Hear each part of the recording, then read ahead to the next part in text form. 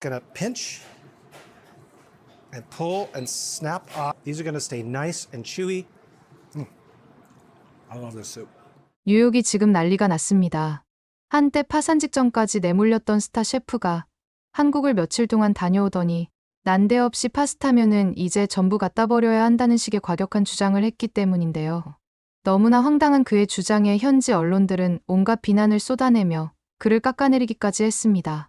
하지만 불과 며칠 후 아무도 예상하지 못했던 대반전이 벌어지게 되는데요. 해당 셰프가 한국의 수제비 요리를 미국에서 재현해 뉴욕 전역을 초토화시켰기 때문입니다. 이 셰프의 가게는 이제 3개월을 기다려도 예약하기 힘든 뉴욕 최고의 핫플레이스로 떠올랐다고 하는데요. 하지만 최근 인터뷰에서 그는 한국에서의 가장 충격적이었던 경험은 사실 수제비 요리를 접한 게 아니었다고 밝혀 미국이 발칵 뒤집힌 상황인데요. 그렇다면 대체 이 셰프가 한국에서 겪었던 가장 충격적이었던 경험이 뭐였는지 함께 알아보러 가실까요? 안녕하세요. 저는 뉴욕에서 개인 레스토랑을 운영하는 리처드 브라이언입니다. 한때는 꽤 잘 나간다는 소리도 들었던 스타 셰프였지만 솔직히 며칠 전부터 상황이 영 좋지 않았어요. 특히 작년 겨울부터는 마치 브레이크 없는 자동차처럼 곤두박질 치는 매출을 보면서 이러다 진짜 문 닫는 거 아닌가 하는 불안감이 엄습해왔죠. 직원들 눈치 보는 것도 하루 이틀이지 점점 더 힘들어지더군요.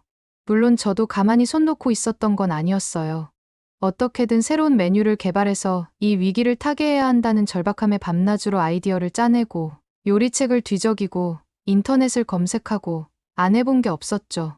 한식, 중식, 일식 등 아시아 요리 쪽도 틈틈이 연구해 보려고 했지만 솔직히 당장 발등에 떨어진 불부터 꺼야 한다는 생각에 제대로 실행에 옮기지는 못했어요.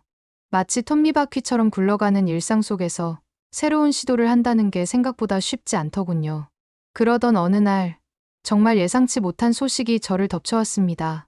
제가 가슴이 철렁 내려앉을 만큼 놀란 전화 한 통을 받게 된 거죠. 바로 어머니, 린다 여사께서 갑자기 병원에 입원하셨다는 소식이었습니다. 평소에도 건강이 아주 좋으신 편은 아니었지만 그래도 이렇게 갑작스럽게 입원하실 정도일 줄은 상상도 못했어요. 바로 병원으로 달려갔죠. 의사 선생님은 심각한 표정으로 어머니의 상태를 설명해 주셨습니다. 심장과 혈압 수치가 좋지 않고 우울증 지표도 예상보다 훨씬 심각하게 나왔다고 하더군요. 음식이며 환경이며 전반적으로 스트레스를 줄여야 하고 마음 편히 지낼 수 있는 활동을 하시는 게 중요합니다. 의사 선생님의 말은 마치 사형 선고처럼 제 가슴에 꽂혔습니다. 어머니가 정말 많이 힘드셨구나라는 생각밖에 들지 않더군요. 어머니는 제 손을 꼭 잡으시며 힘겹게 말씀하셨습니다. 리치, 나 사실 오래 살 자신이 없구나. 늘 우울하고 심장이 두근거리고 의사가 말한 대로 정말 시간이 얼마 안 남았다는 기분이 들어. 지금이라도 해보고 싶은 걸 해봐야지. 안 그러니? 저는 아무 말도 할 수 없었습니다. 어머니의 앙상한 손, 지친 표정을 바라보면서 정말로 곧 어머니를 잃게 될지도 모른다는 불안감이 온몸을 휘감았죠. 며칠 후 어머니는 조심스럽게 하지만 단호하게 한국에 가보고 싶다고 말씀하셨습니다. 예전부터 어머니 친구분 중 한 분께서 자식들이 한국을 종종 모시고 간다 했었는데 무척 만족스러웠다는 칭찬을 자주 하셨다고 합니다. 마치 오랫동안 품어온 소망을 이제야 꺼내시는 것처럼 어머니의 눈빛은 간절함으로 가득 차 있었습니다.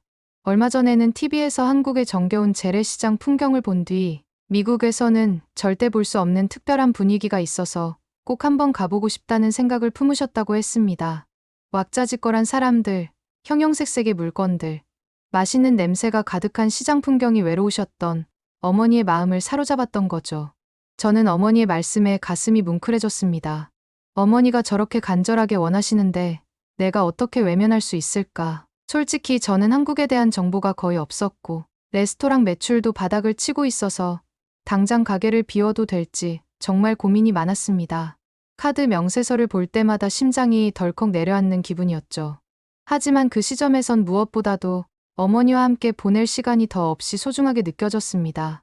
돈보다 소중한 건 바로 가족과의 추억이라는 것을 깨달은 거죠. 비록 매출에 집중해야 하는 중요한 시기이긴 했지만 지금 이렇게라도 어머니와 함께 시간을 보내지 않으면 평생 후회할 것 같아서 용기를 내어 함께 한국 여행을 가야겠다고 결심했습니다. 바로 항공권을 알아보고 숙소를 예약한 뒤 한국 겨울은 워낙 춥다는 얘길 들어서 두툼한 겨울옷들도 서둘러 마련했습니다. 제가 오랫동안 살아온 뉴욕도 겨울이 매섭기로 유명하지만 그래도 한국의 추위를 조금 만만하게 본 측면도 없지 않았죠. 뭐 뉴욕 겨울이랑 비슷하겠지 하는 아니란 생각을 했던 겁니다. 하지만 한국에 도착하고 나서야 그 겨울 공기가 얼마나 매섭고 예리한 칼바람처럼 느껴질지 뼈저리게 실감하게 되었습니다. 드디어 인천공항에 도착했습니다. 어머니와 함께 공항 밖으로 잠시 나갔다가 저는 정말 깜짝 놀랐습니다. 솔직히 한국이 아무리 춥다 한들 미국이랑 뭐 얼마나 다르겠어? 라며 가벼운 맨투맨 티셔츠 위에 코트 하나만 대충 걸치고 나왔는데 예상치 못한 칼바람이 뼛속까지 파고드는 듯한 느낌이었죠. 호텔에 도착하니 밖은 이미 영하의 매서운 기온이었고 금방이라도 한방눈이 쏟아질 듯한 잔뜩 흐린 날씨였습니다. 어머니는 왠지 모르게 몹시 피곤해 보이셨기에 오늘은 일단 호텔에서 푹 쉬시는 게 좋겠다고 정중하게 권했습니다. 어머니도 제 제안을 굳이 마다하지 않으셨죠. 다음 날 아침 저는 어머니께 한국의 먹과 맛을 제대로 보여드리기 위해 예약한 근사한 고급 레스토랑을 가려고 했습니다. 이왕 한국에 왔으니 한국에서 제일 유명하다는 파인다이닝 레스토랑을 한번 찾아볼까 하는 생각이었죠. 하지만 어머니는 갑자기 가방에서 꼬깃꼬깃한 작은 쪽지 하나를 꺼내시며 동대문이라는 곳에서 정말 맛있는 음식을 꼭 먹어보라고 내 오랜 친구가 신신당부하더라. 우리 오늘 저녁은 거기 가서 해결하면 어떨까 하고 제안하셨습니다.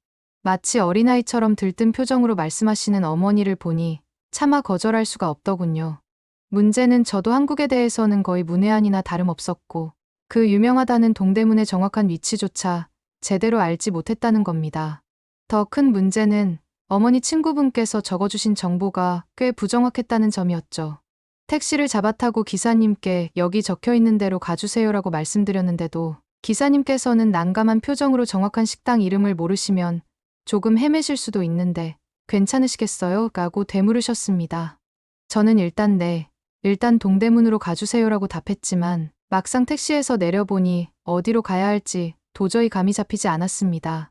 매서운 추위 속에서 꽤 오랫동안 길을 헤매며 식당을 찾았지만 결국 어머니 친구분께서 추천해주신 제대로 된 맛집은 발견하지 못했습니다.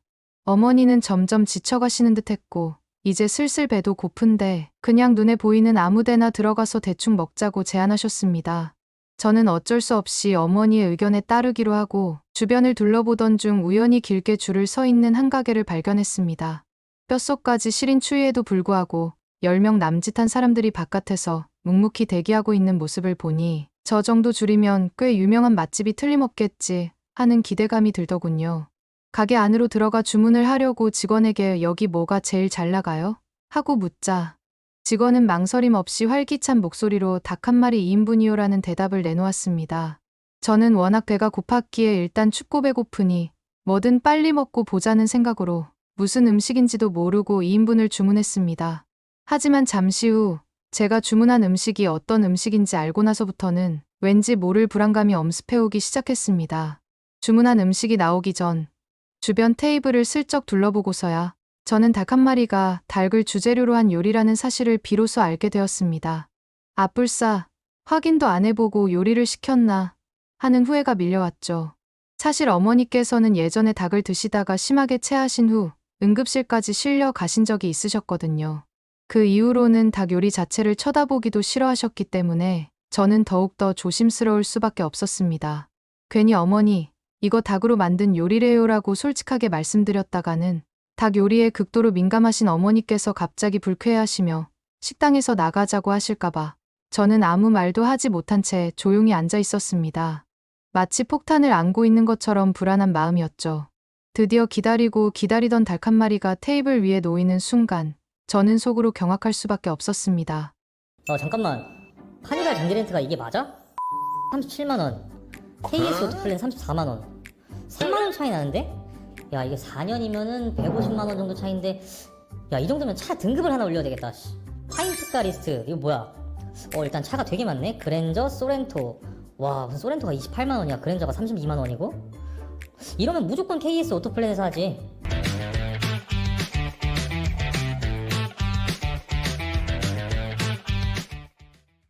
왜냐하면 눈앞에 펼쳐진 광경은 제가 상상했던 것과는 완전히 다른 충격적인 비주얼이었거든요. 스테인리스로 만들어진 커다란 냄비 안에는 닭 한 마리가 통째로 푹 삶아진 채 담겨 있었습니다. 그것도 모자라 그 묵직한 냄비에는 손잡이조차 달려있지 않았죠. 마치 거대한 닭 조형물이 물에 담겨진 듯한 모습을 보는 느낌이었습니다. 주변 테이블에 앉은 다른 손님들도 모두 그런 냄비를 테이블 가운데에 올려놓고 직접 끓여가면서 닭고기를 먹고 있었는데 솔직히 저부터가 살짝 당황했습니다. 세상에, 닭을 진짜 통째로 끓여 먹는구나. 이걸 도대체 어떻게 먹어야 하는 거지? 하는 생각과 함께 왠지 모를 거부감이 느껴졌습니다. 그때 제 옆에 앉아 계신 어머니의 표정도 약간은 굳어 있었지만 다행히 큰 동요는 없으신 듯했습니다. 당장이라도 자리에서 박차고 일어나 나가시겠다는 말씀은 하지 않으셨습니다. 저는 속으로 안도의 한숨을 내쉬었습니다. 잠시 후 식당 직원이 직접 커다란 가위를 들고 와서 닭을 엉성하게 몇 덩어리로 대충 잘라주면서 곧 국물이 우러나오면 드시면 됩니다. 취향에 따라 소스에 콕 찍어 드셔보세요라고 간단하게 안내해줬습니다. 저는 왠지 모르게 불안한 마음에 어머니가 갑자기 닭을 못 먹겠다고 하시며 굳이 이 불편한 자리를 박차고 나가시겠다고 하실까봐 조마조마한 마음으로 어머니의 눈치를 살폈습니다. 하지만 의외로 어머니께서는 큰 반발 없이 묵묵히 닭이 익기만을 기다리고 계셨습니다. 얼마 지나지 않아 닭고기가 어느 정도 익자 어머니는 조심스럽게 국물을 떠서 맛보시더니 작은 목소리로 놀라움을 감추지 못하며 생각보다 국물 맛이 꽤 깊은데 라고 말씀하셨습니다. 저도 어머니의 반응에 용기를 얻어 살짝 국물을 떠먹어보고 깜짝 놀랐습니다. 겉보기에는 맹물처럼 맑은 국물에 파와 마늘 등 몇 가지 흔한 양념만 대충 들어간 듯했는데 은근하면서도 깊은 감칠맛이 살아있더군요. 살을 조금 떼어낸 뒤 간장과 겨자, 고춧가루 등을 섞어 만든 새콤달콤한 특제 소스에 살짝 찍어 먹어보니 담백하면서도 부드러운 닭고기 맛과 소스의 조화가 정말 인상적이었습니다. 그리고 정말 신기하게도 겉보기에는 엄청나게 빨간 소스인데도 불구하고 전혀 맵지 않았습니다. 매운 음식을 잘 못 드시는 어머니께서도 전혀 부담 없이 즐기실 수 있을 것 같았습니다. 저는 속으로 휴, 정말 다행이다 하고 안도의 한숨을 내쉬었답니다. 어머니께서는 닭고기를 거의 다 건져 드시고 나서야 숟가락을 내려놓으셨습니다. 저는 어머니께서 대체 무슨 생각으로 그 닭 요리를 그렇게 맛있게 싹싹 비우셨는지 너무나 궁금해서 조심스럽게 어머니, 혹시 괜찮으세요? 속은 괜찮으시고요? 하고 여쭤봤더니 어머니께서는 의외로 너무나 대수롭지 않다는 듯한 표정으로 왜 그러니? 내가 별로 안 좋은 기색이라도 보이는 것 같니? 하고 되물으시더군요. 제가 조심스럽게 어머니, 혹시 이거 닭으로 만든 요리인 줄 모르고 드신 건 아니시죠? 하고 여쭤보니 어머니께서는 잠시 생각에 잠기시더니 오리인 줄 알았는데 닭이었나 보네.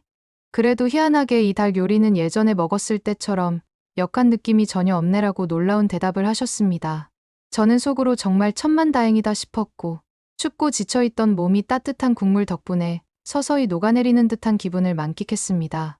거의 닭고기를 다 건져 먹고 나서 슬슬 계산을 하고 일어서야겠다고 생각하며 몸을 일으키려는 찰나 갑자기 식당 직원이 저희 테이블로 황급히 뛰어오더니 손을 휘저으며 자리에 그대로 앉으라는 제스처를 했습니다. 저는 혹시 우리가 뭘 잘못했나 하고 순간적으로 불안감이 엄습해왔습니다. 하지만 직원은 걱정하는 저를 안심시키며 아직 끝이 아닙니다. 칼국수를 넣고 드셔야 제대로 닭 한 마리를 드신 거예요. 고 활짝 웃으며 말했습니다. 그러고는 능숙한 솜씨로 아까 저희가 맛있게 먹었던 닭육수 속에 칼국수 면발을 휙 던져 넣어주는 것이었습니다. 칼국수 면이 어느 정도 익자 직원은 자, 이제 맛있게 드셔보세요. 라고 활짝 웃으며 저희에게 먹기를 권했습니다. 저는 솔직히 에이, 설마 칼국수 면이 특별한 맛이 있겠어? 그냥 흔하디흔한 칼국수 면이겠지라며 대수롭지 않게 생각했습니다. 하지만 막상 칼국수 면을 한 젓가락 집어 입에 넣는 순간 저는 엄청난 맛에 깜짝 놀라지 않을 수 없었습니다. 닭육수가 칼국수 면발에 깊숙이 잘 배어들어서 아까 먹었던 닭육수와는 또 다른 훨씬 더 풍부하고 깊은 맛을 내는 것이었습니다. 마치 새로운 요리를 맛보는 듯한 놀라움이었죠. 아까보다 걸쭉해진 국물은 칼국수 면과 환상적인 조화를 이루며 더욱더 깊고 진한 풍미를 선사했습니다. 어머니는 어머나, 이 칼국수 면, 파스타보다 훨씬 더 쫄깃쫄깃하고 고소하네. 정말 신기하다라며 연신 감탄사를 내뱉으셨고 저보다 훨씬 더 많은 양의 칼국수를 맛있게 드셨습니다. 마치 어린아이처럼 즐거워하시는 어머니의 모습에 저도 덩달아 기분이 좋아졌습니다. 결국 닭 한 마리와 칼국수를 모두 깨끗하게 싹싹 비우고 나서 저는 다시 한번 어머니의 컨디션을 조심스럽게 살폈습니다. 예상보다 많이 걸어 다니셔서 조금 피곤해 하시긴 했지만 그래도 겉으로 보기에는 큰 문제는 없어 보였어요. 저는 속으로 정말 다행이다 하고 안도의 한숨을 내쉬었습니다. 하지만 그 순간 저희는 전혀 예상치 못했던 갑작스러운 위기에 직면하게 되었습니다. 닭 한 마리 식당에서 나와 가장 가까운 시장 쪽으로 이동한 뒤 잠시 가볍게 둘러보려던 찰나였습니다. 갑자기 어머니께서 얼굴을 찡그리시며 어지럽고 머리가 심하게 울리는 것 같다고 힘겹게 말씀하시는 것이었습니다. 저는 깜짝 놀라 재빨리 어머니를 부축해 근처 건물 벽 쪽으로 조심스럽게 기대어 세웠는데 어머니의 상태가 생각보다 훨씬 더 심각해 보였습니다.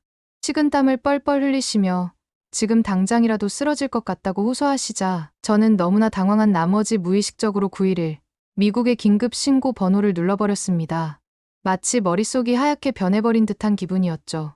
주변에 계시던 시장 상인분들께서도 한눈에 보기에도 상황이 심각하다는 것을 알아차리셨는지 갑자기 저희 쪽으로 우르르 달려오시더니 제 앞에서 손짓 발짓을 섞어가며 무언가를 열심히 이야기하시기 시작했습니다. 하지만 불행히도 저는 한국어를 전혀 알아듣지 못했기 때문에 그분들이 무슨 말씀을 하시는지 도저히 이해할 수가 없었습니다. 그러자 한 상인분께서 답답해하며 스마트폰을 꺼내 번역기 앱을 열심히 돌리시더니 번역된 문장을 제게 보여주셨습니다. 일단 안으로 들어오셔서 몸부터 따뜻하게 녹이세요. 여기 바깥은 너무 추워요. 상인분들은 그렇게 말씀하시며 자신들의 가게 내부로 저희를 친절하게 안내해 주시고 따뜻한 물수건과 덮을 만한 담요를 찾아 어머니의 무릎 위에 정성스럽게 덮어주시기도 했습니다. 어머니, 괜찮으세요? 병원은 혹시 부르셨어요? 라며 걱정 가득한 표정으로 물어주시는 분들도 계셨습니다. 낯선 사람에게 베푸는 따뜻한 배려에 저는 깊은 감동을 받았어요. 놀라운 사실은 미국에서라면 아무리 급한 상황이라도 한참을 꼬박 기다려야 겨우 도착할 법한 구급차가 정말 거짓말처럼 순식간에 도착했다는 점입니다. 사이렌 소리를 울리며 쏜살같이 달려오는 구급차를 보고 저는 입을 다물 수 없을 정도로 놀랐습니다. 세상에 이렇게 빨리 구급차가 오다니 정말 믿을 수가 없네 하는 생각과 함께 한국의 신속한 응급 시스템에 감탄하지 않을 수 없었습니다. 어머니께서는 구급대원들의 신속한 도움으로 곧장 응급실로 안전하게 옮겨지셨습니다. 응급실 의사 선생님은 다행히 심각한 수준은 아니지만 겨울철 매서운 찬바람을 너무 오래 쐬다 보니 혈압이 갑자기 심하게 오르락내리락 했던 것 같다고 상황을 설명해 주시면서 수액을 맞고 충분한 휴식을 취할 것을 권하셨습니다. 그걸 듣자마자 아까 추운 날씨에 줄을 너무 오래 섰던 걸까 하고 자책하게 되더군요. 그 후 저는 병원에서 발급해준 청구서 비용을 꼼꼼히 살펴보며 또 한 번 놀라지 않을 수 없었습니다. 만약 미국 응급실이었다면 보험이 없이는 아마 수백만 원은 좋게 나왔을 텐데 여기 한국에서는 그 절반의 절반도 채 안 되잖아? 정말 말도 안 돼 하는 생각이 머릿속을 떠나지 않았습니다. 저는 한국의 저렴한 의료비에 깊은 인상을 받을 수밖에 없었답니다. 응급실 의사 선생님은 마지막으로 며칠간은 최대한 무리하시지 않는 것이 좋겠고 부득이하게 외출을 해야 할 경우에는 반드시 따뜻하게 옷을 챙겨 입으시는 것을 잊지 마세요라고 당부하셨습니다. 저는 고개를 끄덕이며 일단 오늘은 푹 쉬면서 안정을 취해야겠다고 마음먹었습니다. 갑작스러운 사고에 놀라기도 했지만 그래도 한국의 훌륭한 의료 시스템 덕분에 어머니께서 큰 탈 없이 회복하실 수 있어서 정말 다행이라는 생각이 들었습니다. 그날 오후 저는 미국에서 오랫동안 함께 일해온 친한 친구와 통화를 했어요. 친구에게 최근 제 레스토랑 상황이 얼마나 심각한지 솔직하게 털어놓고 어머니께서 한국에서 닭 한 마리와 칼국수를 정말 맛있게 드셨다는 이야기도 함께 전했습니다. 그러자 제 친구는 뜻밖에도 따뜻한 국물 요리를 그렇게 좋아하신다면 한국에는 수제비라는 정말 끝내주는 음식도 있다고 강력하게 추천해 주더군요. 수제비 면발 식감이 파스타와는 또 완전히 달라서 어머니께서 분명 좋아하실 거야. 꼭 한번 드셔보시라고 권해드려라는 말도 덧붙였어요. 이어 제가 사실 어제 어머니께서 갑자기 쓰러지셔서 정말 깜짝 놀랐다. 너무 당황한 나머지 무의식적으로 911에 신고했는데 한국에서도 911로 연결이 되더라. 정말 믿기지 않는 경험이었다며 한국의 놀라운 응급 시스템에 대한 경험담을 전하자 친구는 나도 예전에 한국에서 잠시 살았던 적이 있어서 한국이 편리한 건 잘 알지만 응급 시스템조차 편리할 줄은 상상도 못했다며 감탄을 금치 못했습니다. 한국 사람들은 보통 119로 신고하겠지만 외국인 관광객들을 위해서 911로 신고해도 자동으로 연결이 된다니 정말 대단한 배려가 아닐 수 없네라고 극찬하더군요. 친구의 말을 들으니 저도 왠지 모르게 한국에 대한 좋은 감정이 더욱 커지는 듯 했습니다. 며칠 뒤 다행히 어머니의 건강 상태가 눈에 띄게 호전되었고 저는 바로 수제비를 먹여드려야겠다 싶어 어머니를 모시고 가게를 찾아갔습니다. 식당에 자리를 잡고 앉아 따뜻한 수제비 2그릇을 주문했더니 잠시 후 뜨거운 뚝배기에 담긴 수제비가 테이블 위에 놓였습니다. 뚝배기 안에서는 수제비가 보글보글 맛있게 끓고 있었죠. 어머니께서는 조심스러운 손길로 수제비 국물을 떠서 후 불며한 모금 천천히 맛보시더니 이내 놀라움과 감탄을 금치 못하며 말씀하셨습니다. 이 수제비는 며칠 전에 먹었던 닭 요리와는 또 완전히 다른 느낌이네. 국물이 훨씬 더 걸쭉하면서도 깔끔하고 쫄깃한 밀가루 반죽이 국물 맛을 더욱 부드럽게 만들어주는 것 같아. 저도 어머니의 칭찬에 용기를 얻어 숟가락으로 수제비 반죽을 조심스럽게 집어 한 입 먹어봤는데 정말 파스타와는 전혀 다른 독특한 식감이었습니다. 쫄깃하면서도 입 안에서 사르르 부드럽게 녹아내리는 듯한 특유의 매력이 있었습니다. 직원분께서는 저희를 따뜻한 시선으로 바라보며 밝게 웃어주더니 혹시 매운 양념이 필요하시면 언제든지 말씀하세요. 수제비는 김치랑 같이 먹으면 훨씬 더 맛있거든요라고 친절하게 알려주었습니다. 어머니께서는 아직 매운 음식이 조금 부담스럽긴 했지만 한국인의 친절한 배려에 감사하다며 수제비 국물 위에 김치를 아주 소량만 살짝 얹어 맛보셨습니다. 그러고는 갑자기 눈이 휘둥그레지시며 어머나 세상에, 의외로 이 김치의 새콤한 맛이 수제비 국물과 너무나 잘 어울리네. 정말 놀랍다 하고 즐거워하셨습니다. 어머니의 환한 미소를 보니 저도 덩달아 행복해지는 기분이었습니다. 한국에서의 일정이 예상보다 길어지면 어머니의 체력에 무리가 될 수도 있겠다는 걱정이 들어 저희는 결국 원래 계획했던 것보다 조금 일찍 아쉽지만 미국으로 귀국하기로 결정했습니다. 개인적으로는 한국에 좀 더 머물면서 더 많은 한국 음식을 경험해보고 싶었지만 어머니의 건강이 무엇보다 최우선이었으니까요. 뉴욕 공항에 도착해 오랜만에 레스토랑으로 돌아와 보니 매니저가 다급한 표정으로 달려와서 걱정스러운 목소리로 셰프님, 큰일 났습니다. 셰프님께서 한국에 가신 동안 레스토랑 매출이 눈에 띄게 더 떨어졌습니다. 특히 주말 예약은 완전히 끊기다시피 했어요. 이대로 가면 정말 심각한 적자를 면치 못할 것 같습니다라고 보고하는 것이었습니다. 저는 한국으로 떠나기 전부터 이미 어느 정도 예상하고 있었지만 막상 현실로 닥치니 불안감이 더욱 커졌습니다. 마치 벼랑 끝에 서 있는 듯한 위기감이 엄습해왔죠. 하지만 이 문제는 생각보다 별거 아닌 거로 해결하게 된다는 걸 그때는 알지 못했습니다. 며칠 후 어머니께서 제게 조심스러운 목소리로 말씀하셨습니다. 리치, 나 한국에서 먹었던 그 따뜻한 수제비가 자꾸 생각나. 혹시 너가 한번 만들어줄 수 있겠니? 저는 어머니의 간절한 부탁을 차마 거절할 수 없어서 한번 열심히 시도해본다고 하며 자신 있게 대답했습니다. 하지만 속으로는 수제비를 한 번도 만들어 본 적이 없는데 과연 제대로 만들 수 있을까 하는 걱정이 앞섰습니다. 저는 바로 추측이 가는 재료들을 넣고 수제비 국물을 끓여봤습니다. 집에 있던 건조된 표고버섯을 넣으면 비슷한 맛이 날 것 같다는 확신이 들더라고요. 어머니께 수제비를 만들어주기 위해 최선을 다했지만 결과는 참담했습니다. 처음 만들어본 엉성한 수제비는 한국에서 먹었던 그 맛과는 완전히 거리가 멀었거든요. 국물은 밍숭밍숭하고 비릿한 맛이 강했고 수제비 반죽은 푹 퍼져버려서 질척거리는 최악의 식감이었죠. 마치 밍밍한 밀가루 풀을 먹는 듯한 느낌이었습니다. 어머니도 수제비를 한 입 드시더니 이게 정말 내가 한국에서 먹었다던 그 맛있는 수제비 맞니? 라며 애매한 표정을 지으셨고 저 또한 민망함을 감출 수 없었습니다. 돌이켜보면 저는 지금껏 요리사로서 수많은 음식을 뚝딱 만들어왔지만 제대로 된 레시피도 없이 무작정 수제비를 만들려 했던 것이 얼마나 어리석었는지 깨달았습니다.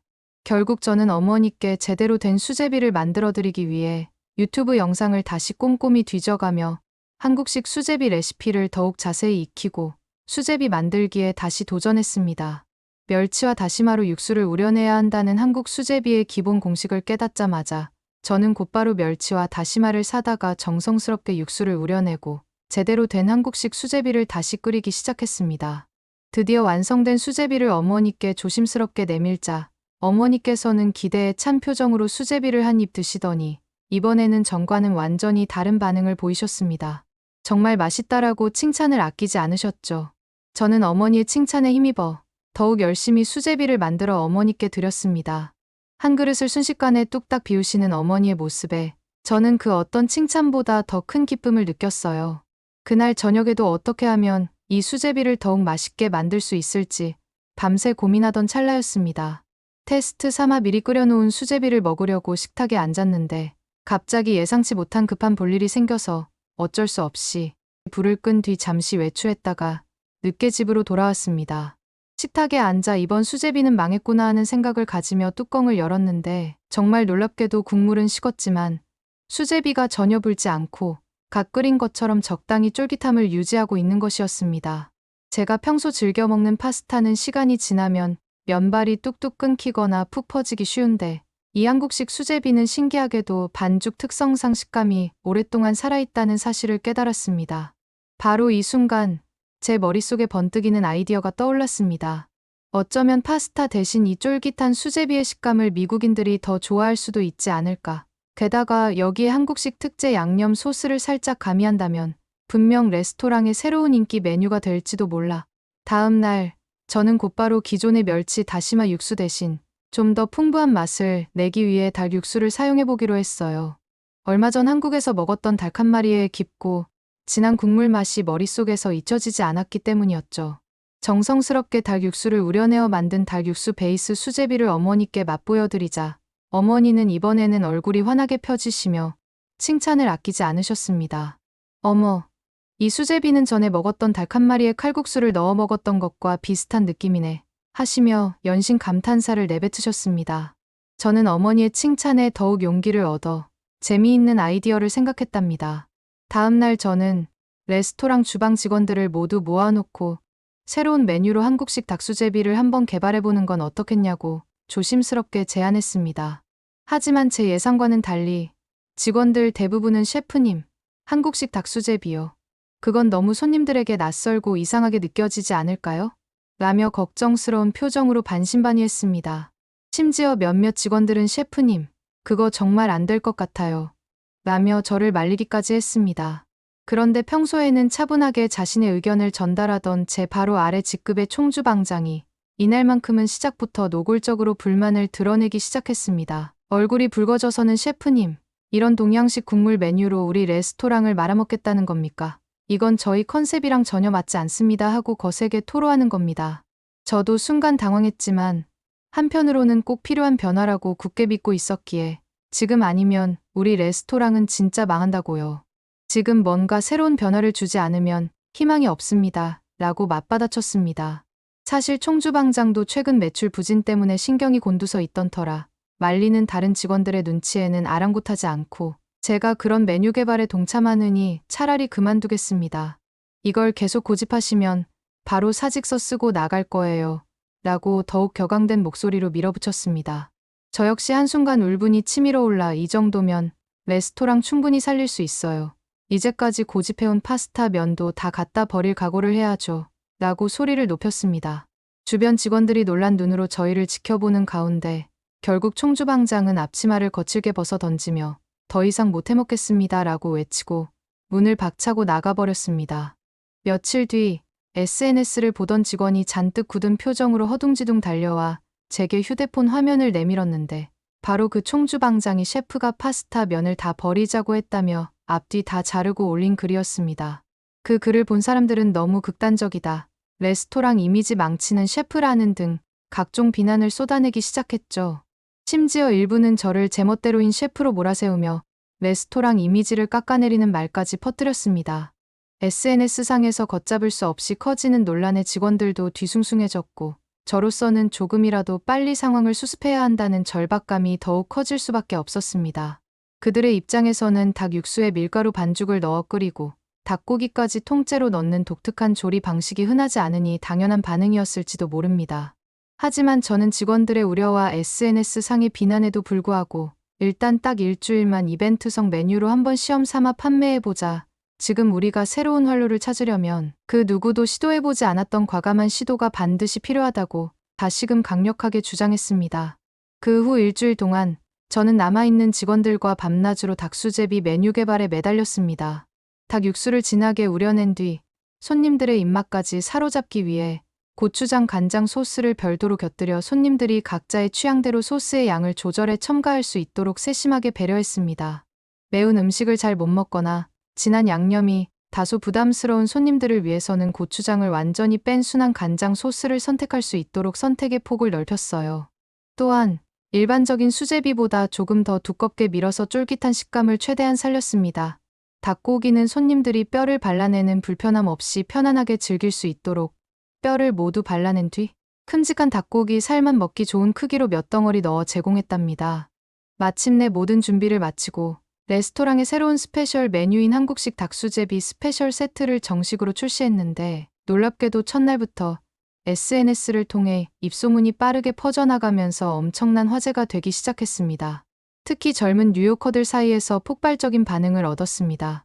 뉴욕에서 이런 신기하고 독특한 국물 음식을 맛볼 수 있다니 정말 놀랍다. 매일 먹던 파스타나 라멘과는 차원이 다른 완전히 새로운 맛이다. 한국에 직접 가지 않고도 한국의 맛을 느낄 수 있어서 너무 좋다 등 닭수제비를 극찬하는 평가들이 SNS에 잇따라 올라오기 시작했고 주말이 되자 레스토랑 앞에는 닭수제비를 맛보기 위해 몰려든 손님들로 인해 긴 줄이 늘어서는 진풍경이 펼쳐졌습니다. 마치 영화 속 한 장면처럼 비현실적인 광경이 눈앞에 펼쳐진 것이죠. 그 덕분에 레스토랑 매출이 닭수제비 메뉴를 출시하기 전 달과 비교해 무려 2배 이상으로 폭발적으로 증가했다는 놀라운 보고를 매니저로부터 듣게 되었습니다. 며칠 후에는 지역 TV 방송국에서 레스토랑의 닭수제비 메뉴를 취재하고 싶다는 뜻밖의 연락이 왔고 유명 지역 잡지에도 미국 뉴욕에서 만나는 한국식 닭수제비의 매력이라는 제목으로 닭수제비에 대한 자세한 기사가 실렸습니다. 그리고 조금 뒤에는 한 방송 인터뷰 요청도 이어졌는데 그 자리에 저는 한국 여행 때 어머니가 쓰러질 뻔했던 일을 떠올리며 응급 시스템과 한국인들의 따뜻한 배려가 얼마나 큰 힘이 되었는지 강조했고 매출 상승에도 한국 덕이 컸다고 솔직하게 밝혔답니다. 기사에서는 오랜만에 뉴욕의 재미있고 신선한 국물 요리가 등장했다. 닭고기와 수제비의 환상적인 조합이 인상적이다. 한번 맛보면 멈출 수 없는 중독성. 강한 맛이다 등 닭수제비에 대한 칭찬 일색의 호평이 줄을 이루었고 한동안 침울했던 레스토랑 분위기도 완전히 되살아났어요. 매출이 급증하자 한동안 풀이 죽어있던 레스토랑 직원들 역시 즐거워했습니다. 저는 그들의 밝은 미소를 보며 가슴 벅찬 감동을 느꼈죠. 그렇게 레스토랑이 다시 활기를 되찾아 바쁜 하루하루를 보내던 어느 날 저는 전혀 예상치 못했던 어머니의 전화 한 통을 받게 되었습니다. 전화기 너머로 들려오는 어머니의 목소리는 며칠 전보다 훨씬 밝고 활기찼습니다. 최근에 어머니께서 정기 추적 검사를 받기 위해 병원을 방문했는데 놀랍게도 어머니의 건강 상태가 눈에 띄게 조금씩 호전되고 있다는 기쁜 소식이었습니다. 특히 최근 병원 검사 결과 어머니의 혈압이 예전보다 훨씬 안정적으로 유지되고 있다는 것이었습니다. 담당 의사 선생님께서는 어머니께 최근에 혹시 특별한 변화가 있으셨냐고 조심스럽게 물으셨다고 합니다. 그러자 어머니께서는 의사 선생님께 한국 여행을 다녀와서 알게 된 닭수제비를 틈나는 대로 만들어 먹었다고 말씀드렸다고 했습니다. 의사 선생님은 어머니의 말씀을 주의 깊게 듣고 난 뒤 아무래도 한국 음식이 미국에 비해 건강식으로 알려져 있기도 하고 너무 자극적이지 않게 조절하면서 꾸준히 단백질 섭취가 이루어진 것이 건강 회복에 긍정적인 영향을 미쳤던 것 같습니다. 특히 닭고기는 혈압을 낮추는 데 도움이 되는 좋은 성분들을 많이 함유하고 있습니다. 라고 설명해 주셨다고 합니다. 어머니도 전화통화에서 어렸을 때 닭을 먹고 심하게 체한 끔찍한 기억 때문에 닭 요리 자체를 극도로 싫어했는데 아이러니하게도 한국 여행에서 우연히 닭 한 마리를 접한 뒤로 이렇게 닭 요리를 즐겨 먹게 될 줄이야. 정말 인생은 알다가도 모를 일이야라며 유쾌하게 웃으셨답니다. 혹시 수제비 말고도 또 한국 분들께서 즐겨 드시는 음식이 있으실까요? 어머니께 또 좋은 음식을 해드리고 싶어 여쭤봅니다. 오늘의 사연은 어떠셨나요? 오늘의 사연이 마음에 드셨다면 좋아요만 한번 눌러주세요.